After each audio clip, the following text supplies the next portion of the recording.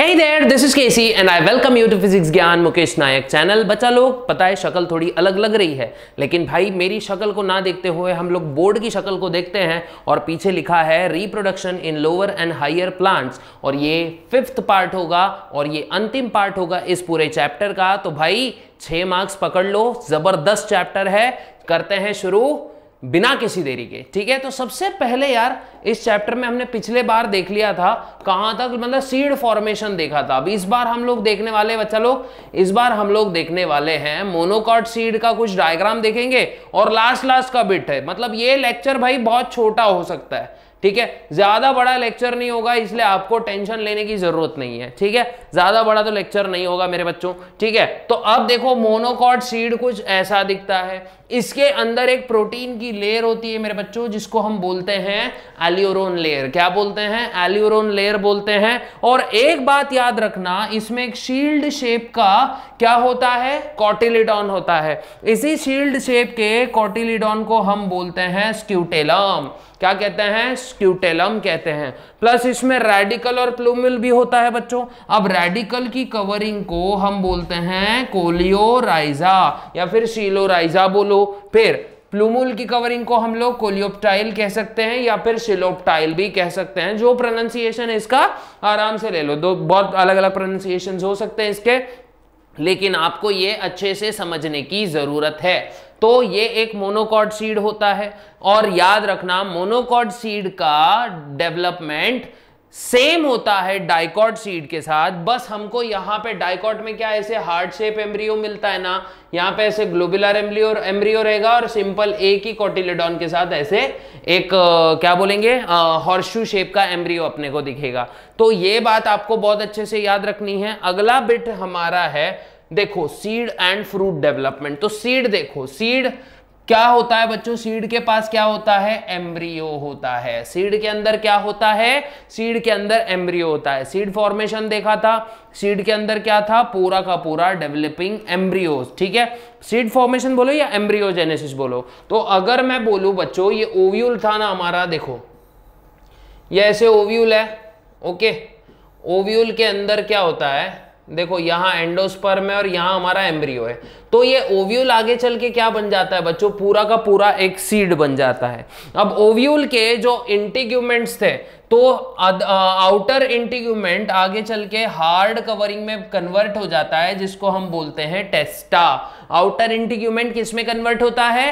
Hard covering में, जिसको हम कहते हैं टेस्टा, ठीक है। इनर इंटीग्यूमेंट ये एक सॉफ्ट कवरिंग में कन्वर्ट हो जाता है, जिसको हम बोलते हैं टेगमेन। क्या कहते हैं? टेगमेन कहते हैं, टेस्टा एंड टेगमेन। उसके बाद याद रखना बच्चा, अच्छे से याद रखना, जो सीड होता है ना, देखो मान लो ये अपन चना जोर गरम बनाते हैं, यहाँ पे ऐसे दिल जैसा दिखेगा, लेकिन यहाँ पे देखो बच्चों ऐसे एक पोर दिख रहा होगा आपको, ठीक है। तो ये पोर जो होता है ना, ये रिमेनेंट ऑफ माइक्रोपाइल होता है। किसका रिमेनेंट होता है? ये रिमेनेंट ऑफ माइक्रोपाइल होता है। यहीं से बच्चों सीड जो है ना पानी वानी एब्जॉर्ब करता है। ये भी अच्छे से आप लोग को याद रखना है। देन एंडोस्पर्म अगर इसमें प्रेजेंट है सीड में, तो इसको हम बोलेंगे एंडोस्पर्मिक सीड, या इसको एक और नाम है अल्ब्यूमिनस सीड। क्या बोल सकते हो? Albuminous seed. अगर एंडोस्पर्म प्रेजेंट है तो अल्ब्यूमिनस सीड बोलो या फिर एंडोस्पर्मिक सीड बोलो। दो एग्जाम्पल आपके सामने हैं, कैस्टर और कोकोनट, ठीक है। दो एग्जाम्पल अच्छे से याद रखना। उसके बाद में अगर एंडोस्पर्म एब्सेंट होता है, मतलब डीजेनरेट या फिर पूरा यूज हो जाता है, परसिस्ट नहीं करता है, तो इसको बोला जाएगा नॉन एंडोस्पर्मिक सीड, या इसी का अल्टरनेट नाम है एक्स एल्ब्यूमिनस सीड। क्या कहा जा सकता है बच्चा इसको? X albuminous seed. एग्जाम्पल के रूप में पी एंड बीन याद रख लेना मेरे बच्चों। क्या याद रखना है? पी एंड बीन याद रखना है आप लोग ने, ठीक है। क्या याद रखना है मेरे बच्चे? पी एंड बीन, ये दोनों एग्जाम्पल याद रखना है एक्स एल्ब्यूमिनस सीड में। अगर सीड में न्यूसेलस परसिस्ट करता है और तो उस स्ट्रक्चर को हम बोलते हैं पेरिस्पर्म। क्या बोलते हैं? पेरिस्पर्म। ये बात भी आप लोग को बहुत अच्छे से एकदम किफायती रूप से याद रखनी है, ठीक है। ये आप लोग को समझ में आया? इसके बाद देख सकते हैं फ्रूट फॉर्मेशन। फ्रूट बनता कहां से है बच्चों? ओवरी से बनता है। किससे बनता है फ्रूट? ओवरी से बनता है। सभी को पसंद है आम और साथ में जाम। जाम मीन्स पेरू की बात कर रहा हूं बच्चों, में कोई दूसरा जाम मत समझ लेना। तो आम, जाम, चीकूज एंड ऑल, बहुत सारे फ्रूट्स होते हैं जो हम लोग खाते हैं और हमको मजे आते हैं लाइफ में, ठीक है। लेकिन ये मजे कब आ सकते हैं बच्चों? जब फ्रूट बनता है। अब ये फ्रूट बनता किससे है? तो मेरे बच्चे फ्रूट बनता है ओवरी से। अब ओवरी की वॉल को बच्चों हम बोलते हैं पेरिकार्प, ठीक है। अब ये पेरिकार्प होता है 3 लेयर्स का। कितने लेयर्स का होता है? यही पेरिकार्प 3 लेयर्स का होता है। तो सबसे पहले बाहर वाली लेयर को क्या बोलूं बच्चा लोग? एपिकार्प बोलूंगा। आउटर वॉल को क्या बोलूंगा? एपिकार्प। आउटर वॉल को बोलूंगा एपिकार्प। मिडल वॉल को बोलूंगा मेसोकार्प। क्या बोलूंगा? मेसोकार्प। और इनर वॉल को बोलूंगा एंडोकार्प। देखो बच्चों, बड़ी मेहनत करके ये एकदम शॉर्ट फॉर्म में नोट्स निकाले हैं, ठीक है। तो समय समय से क्या करो, इसका स्क्रीनशॉट भी लेते रहो, ठीक है। और अंदर वाली को बोलूंगा एंडोकार्प, जो कि हार्ड वॉल होती है, ठीक है।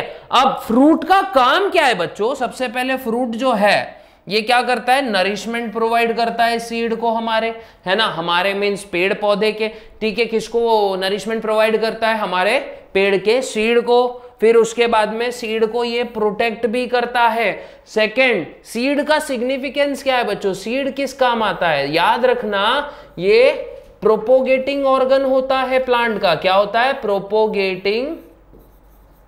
प्रोपोगेटिंग ऑर्गन ऑफ प्लांट, ठीक है। ये अच्छे से याद रख लेना बच्चा, प्रोपोगेटिंग ऑर्गन होता है। सेकेंड एडवांटेज क्या है? Contains embryo. इंपॉर्टेंट है ना, कंटेन्स एम्ब्रियो। इसके अंदर एम्ब्रियो भी होता है, तो ये बात भी अच्छे से याद रखना है। ये 4 सिग्निफिकेंस है, 2 सीड के, 2 हमारे फ्रूट के। तो याद रख लेना, ये 2 भी याद रख लिया तो काफी अच्छे मार्क्स स्कोर कर सकते हो, ठीक है। फिर उसके बाद में डॉर्मेंसी क्या होती है बच्चों? देखो, ये स्टेट होती है जिसमें एक मेटाबॉलिक अरेस्ट आ जाता है सीड में। मतलब सीड अंकुरित होगा ही नहीं, सीड अंकुरित होगा ही नहीं मेरे बच्चों, ठीक है। सीड बिल्कुल भी अंकुरित नहीं होगा, जर्मिनेट नहीं होगा, खुद को अरेस्ट करके रख लेगा, बिकॉज बुरे दिन चल रहे हैं। तो बुरे दिन जब भी चलते हैं तो सीड एक अरेस्ट की या फिर मेटाबॉलिक अरेस्ट की स्टेट में चले जाता है, जहां वो ना सेल डिवाइड, जैसे जहां वो ना सेल डिवीजन करेगा ना कुछ करेगा, एक चुपचाप बेचारे अच्छे बच्चे के जैसे शांत रहेगा। अब जैसे अच्छे दिन आएंगे, पानी वानी अनुकूल परिस्थितियां आएंगी, वैसे ही ये सीड क्या होंगे? अंकुरित हो उठेंगे। अब जैसे ये सीड अंकुरित हो उठते हैं तो क्या होता है उसके बाद में? देखो, थोड़ा लेक्चर फास्ट फॉरवर्ड में चलेगा ये, बिकॉज अंतिम पार्ट है और हमको अगला चैप्टर भी शुरू करना है। और ये बहुत इजी चीजें हैं जो आप आराम से सीख सकते हो, समझ सकते हो, बिकॉज जो मेन डेंजरस चीज है बच्चों, वो हम लोग प्रीवियस वीडियोस में कवर कर चुके हैं। प्रीवियस वीडियोस में अपन वो कवर कर चुके हैं, तो आपको उसकी चिंता करने की जरूरत नहीं है, ठीक है। तो क्या करना है आपको? बस ये अच्छे से काम करते रहना है, ठीक है। अच्छे से ये नोट्स भी फॉलो कर लिए, अच्छे से ये चीजों को रीड भी कर लिया, तो बोर्ड एग्जाम में भाई झंडे गाड़ दोगे तुम लोग। मैं अभी बता दे रहा हूं, बोर्ड एग्जाम में आप लोग झंडे गाड़ दोगे अगर ये चीज ठीक से करी तो, ठीक है। मैं बार बार कह रहा हूं, ठीक है। अगर ये अच्छे से कर लिया, आराम है फिर, ठीक है। अब देखो, मैकेनिज्म ऑफ सर्वाइवल होता है, ये क्या होता है सीड का? Mechanism of survival. क्योंकि अगर विपरीत परिस्थितियां आएंगी तो लाइफ बिल्कुल भी बच्चों नहीं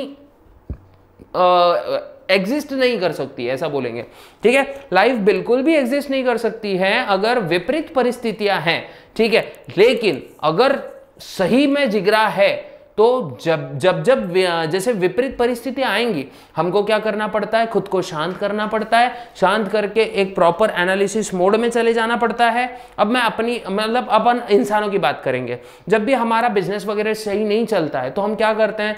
थोड़ा सा, कुछ लोग रहते हैं जो हार मान लेते हैं और क्विट कर लेते हैं, और क्विट करने वाले का बिजनेस पूरा धराशायी हो जाता है। तो लाइफ क्या है बच्चों? लाइफ है गिरकर उठने की एक जबरदस्त स्टोरी। क्या कह रहा हूं मैं? Life is only falling and rising. अब जो इंसान बार बार गिरकर उठता है, गिरता है, संभलता है, ठहरता है, फिर से चलता है, तो धीरे धीरे क्या होता है, उसके लाइफ में चेंजेस आपको दिखेंगे। जैसे ये सीड डॉर्मेंसी में चले जाता है, लेकिन जब अच्छा दिन आता है वो फिर से अंकुरित हो उठता है, फिर से बड़े पेड़ में कन्वर्ट होता है और अपनी मतलब बोलते ना प्रभुत्व दिखाता है, अपनी सुंदरता, उसकी मतलब उस पेड़ की सुंदरता लहराती है हर जगह। जैसे आपको दो एग्जाम्पल दिख रहे हैं, लुपिनस आर्क्टिकस। बच्चों इसका सीड 10,000 साल तक भी वेट करने को तैयार है। तो डॉर्मेंसी हमको भी क्या सिखाती है, पेशेंस सिखाती है। अगर हमारे अंदर अच्छा पेशेंस रहेगा तो हम लोग धीरे धीरे धीरे धीरे क्यों ना हो आगे बढ़ेंगे और बेस्ट काम करके दिखाएंगे। वैसे ही अगर हमारे अंदर पेशेंस नहीं रहेगा तो हम क्या होंगे बच्चा, हम दूसरों की तरह विलुप्त हो जाएंगे। तो विलुप्ति से बचने के लिए, एक्सटिंक्शन से बचने के लिए पेशेंस इज द इंपॉर्टेंट की। याद रखना, पेशेंस इज द इंपॉर्टेंट की, और ये हमको एक्सटिंक्शन से बचाएगी, वैसे ही जैसे इस पर्टिकुलर लुपिनस आर्क्टिकस को बचाया जाता है। वैसे ही एमसीक्यू पॉइंट है बच्चा, लोग ध्यान रख लेना, एमएसटी सीटी में आएगा, ठीक है। फिर फिनिक्स डैक्टिलिफेरा, ये 2000 साल तक जी सकता है, मतलब डॉर्मेंट स्टेट में रह सकता है। देखो कितने कितने साल रुक रहे हैं ये अच्छे कंडीशंस का वेट करने के लिए। फिर हम क्यों हार मान जाते हैं, हम भी रुक सकते हैं, हम भी थोड़े से देख सकते हैं, हम भी वापस से राइज हो सकते हैं, हम भी फिर से उठ के काम कर सकते हैं। ये आप लोग को ठीक से समझना जरूरी है कि गिरकर उठने वाले को बाजीगर कहते हैं, वैसे हार कर जीतने वाले को बोलते हैं, लेकिन मैं बोलूंगा गिर के उठने वाले को, संभलने वाले को और फिर से चलने वाले को बाजीगर कहा जाता है। याद रखना मेरे बच्चों। इसके बाद एपोमिक्सिस है ना, एपोमिक्सिस नहीं मिक्सिस, ठीक है, एपोमिक्सिस। एपोमिक्सिस क्या होता है देखो बच्चों, phenomena of formation of embryo without fertilization through asexual means. मतलब यहां पे कोई मेल फीमेल गैमेट का फ्यूजन हो रहा है क्या, बिल्कुल नहीं हो रहा है। No male and no female gametes are fusing and hence what I am telling, and hence फिर भी क्या हो रहा है, देखो एम्ब्रियो बन रहा है without any type of fertilization. Embryogenesis is occurring and that's why this is called as apomixis. अब ये दो टाइप की होती है ना मेरे बच्चे, एपोगैमी, उसके बाद एपोस्पोरी। क्या, apogamy, apospory, apogamy, apospory, again apogamy, apospory. और ये जो एपोगैमी एपोस्पोरी है उसमें क्या होता है देखो, एम्ब्रियो लाइक स्ट्रक्चर बनेगा फ्रॉम गैमेटोफाइट सेल। एपोगैमी, देखो गैमी में क्या हो रहा है, क्या क्या सेल होते हैं देखो, एंटीपोडल्स होते हैं, सिनर्जिड्स होते हैं, एग्स होते हैं, सेकेंडरी न्यूक्लियस को अलग रखने का। यहां पे हैप्लॉइड एम्ब्रियो बनेगा। कैसा एम्ब्रियो बनेगा, हैप्लॉइड एम्ब्रियो बनेगा, और वो भी किससे, हैप्लॉइड सेल से। हैप्लॉइड एम्ब्रियो बनेगा वो भी हैप्लॉइड सेल से, और इसी कंसेप्ट को हम लोग एपोगैमी कहते हैं, ठीक है। और यहां पे एपोस्पोरी में क्या हो रहा है, डिप्लॉइड स्पोरोफाइट सेल, जैसे आर्किस्पोरियल सेल है, न्यूसेलर सेल है, इंटीग्यूमेंट्स के सेल है, जब भी इन्हीं किसी पार्ट से एम्ब्रियो का डेवलपमेंट होगा तो इसको कहा जाएगा मेरे बच्चों, क्या कहा जाएगा, एपोस्पोरी कहा जाएगा। क्या कहा जाएगा, एपोस्पोरी कहा जाएगा, ठीक है। ये बात आप लोग ने अच्छे से याद रखनी है भाई। फिर रिकरेंट एपोमिक्सिस क्या होता है, नॉन रिकरेंट एपोमिक्सिस क्या होता है, अभी जस्ट जो पढ़ा हमने वो ही पढ़ा। रिकरेंट में क्या होता है, एम्ब्रियो सैक डिप्लॉइड सेल से तैयार हो रहा है। नॉन रिकरेंट में क्या हो रहा है बच्चों, हैप्लॉइड सेल से पूरा एम्ब्रियो सैक अराइज हो रहा है, एम्ब्रियो अराइज हो रहा है, ठीक है। एग्जाम्पल देखो जैसे निकोटियाना है ना, ये छोटी छोटी चीजें हैं जो आप लोग को याद रखनी है, छोटी सी चीजें। रिकरेंट में diploid cell giving rise to diploid embryo. यहां पे क्या हो रहा है, नॉन रिकरेंट में haploid cell is giving rise to haploid embryo. अब हैप्लॉइड सेल कौन से होते हैं मेरे बच्चों, हैप्लॉइड सेल जो है ये एंटीपोडल्स हो सकते हैं, सिनर्जिड्स हो सकते हैं, और एग सेल्स भी हो सकते हैं। और उसके बाद डिप्लॉइड सेल में क्या हो सकता है, न्यूसेलर सेल्स हो सकते हैं, इंटीग्यूमेंट्स के सेल्स हो सकते हैं, या फिर कोई और डिप्लॉइड सेल हो सकता है ना, जैसे न्यूसेलस मैंने बोला, इंटीग्यूमेंट बोला, ये कुछ डिप्लॉइड सेल, आर्किस्पोरियल सेल बोला, तो ये सब चीज क्या होती है बच्चों, डिप्लॉइड सेल है। जब इसी डिप्लॉइड सेल से पूरा का पूरा एम्ब्रियो बन जाएगा, ठीक है, एम्ब्रियो सैक बनेगा, तो इसको हम बोलेंगे रिकरेंट एपोमिक्सिस। क्या बोलेंगे, रिकरेंट एपोमिक्सिस। उसके बाद देखो पार्थेनोकार्पी, ये तो चिल्ली चीज है भाई, फ्रूट फॉर्मेशन तो हो रहा है लेकिन कोई फर्टिलाइजेशन नहीं हो रहा है ना, फ्रूट तो बनेगा भैया लेकिन कोई फर्टिलाइजेशन नहीं होगा। हाँ बापू, एक बात समझना, जैसे बनाना सबको पता है बनाना, उसके बाद में है पाइनएप्पल, ये दो चीजें भी याद रखी ना बच्चों पार्थेनो कार्पिक फ्रूट में, तो आप लोग को एकदम बेस्ट मार्क्स मिल सकते हैं। एक आधा एग्जाम्पल आ जाता है कभी कभी, which of the following is a parthenocarpic fruit, फोकट में मार्क्स मिल जाएंगे एमएसटी सीईटी के बच्चा, फोकट में मिल सकते हैं, ठीक है। ऐसे फ्रूट्स मेरे बच्चों सीडलेस होते हैं। माना जाता है इंडोल 3 एसिटिक एसिड, जिसको अपन ऑक्सिन भी बोलते हैं, ये रिलीज होता है थ्रू प्लासेंटा, है ना। प्लासेंटल टिश्यूज क्या करते हैं, ये ऑक्सिन रिलीज करते हैं और इस वजह से माना जाता है ओवरी जो है एनलार्ज हो जाती है, ठीक है।